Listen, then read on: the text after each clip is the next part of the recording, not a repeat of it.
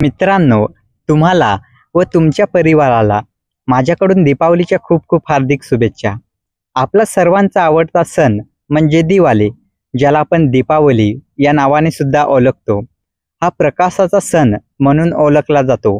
या सणाला सुट्टी सुद्धा खूप जास्त मिळते आणि घरी खूप फराळ व पदार्थ सुद्धा बनवले जातात. शिवाय या सणानिमित्त आपले नातेवाईक सुद्धा घरी जमतात.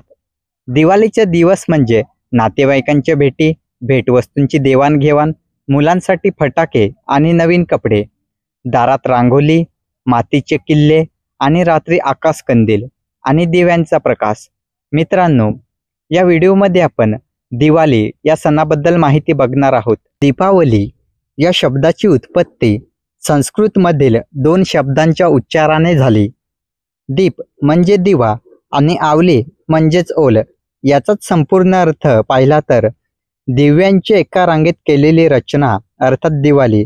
काही जण दीपावली असे देखील म्हणतात. दिवाळी साजरी करण्याचे सर्वात महत्त्वाचे आणि व्यापक कारण म्हणजे अंधारावर प्रकाशाचा, वाईटावर चांगल्याचा आणि अज्ञानावर ज्ञानाचा विजय होय.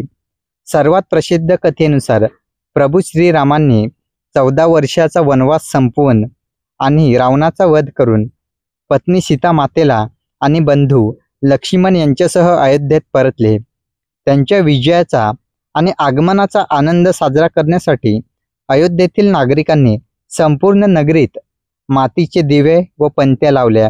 तेव्हापासून दीप प्रज्वलित करण्याची परंपरा सुरू झाली. दिवाळी हा उत्सव सलग 5 दिवस चालतो आणि प्रत्येक दिवसाचे स्वतःचे असे खास महत्त्व आहे. पहिला म्हणजे वसुबारस, गोवत्स द्वादशी. दिवाळीची सुरुवात वसुबारस या दिवसाने होते.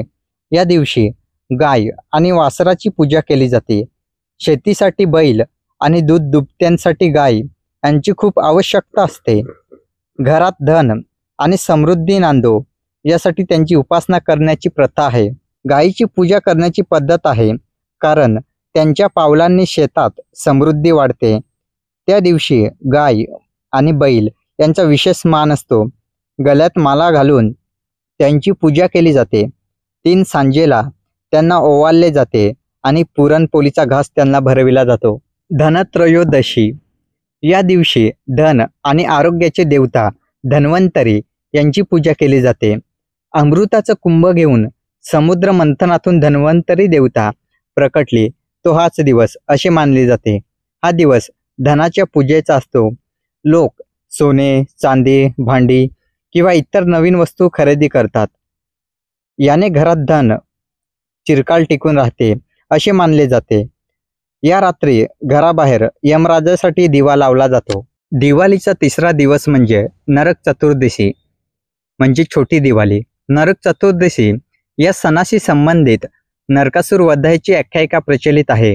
या दिवशी श्रीकृष्णाने नरकासुराचा वध करून प्रजेला त्याच्या जुलमी राजवटीतून सोडवले. अनेक राज्यांना हरवून त्यांच्या कन्या व त्या राज्यातील स्त्रियांचे अपहरण केले होते. नरकासुराने अशा एकूण 16,100 स्त्रियांना पळवून नेले. वेगवेगळ्या साहित्यामध्ये त्यांची संख्या वेगवेगळी दिलेली आहे व या स्त्रियांना माणिक पर्वतावर नेऊन एक नगर वसूत त्याला बंदी बनवून ठेवले. नरकासुराच्या बंदिवासातील कुमारिकांना त्यांचे स्वजन स्वीकारणार नाहीत हे जाणून श्रीकृष्णाने 16,100 कन्यांसोबत विवाह केला व त्यांना सामाजिक प्रतिष्ठा मिळवून दिली. कृष्णाच्या पराक्रमाचे स्मरण म्हणून अश्विन कृष्ण चतुर्दशीस नरक चतुर्दशी हा सण साजरा केला जातो. तसेच नरक चतुर्दशीच्या दिवशी सूर्योदयापूर्वी अभंगी स्नान केले जाते. सुगंधी तेल आणि उटणे लावून केलेले स्नान होय. याला अत्यंत महत्त्व दिले जाते. त्यानंतर पहाटे पणत्या लावून आनंद साजरा करतात. चौथा दिवस म्हणजे लक्ष्मीपूजन.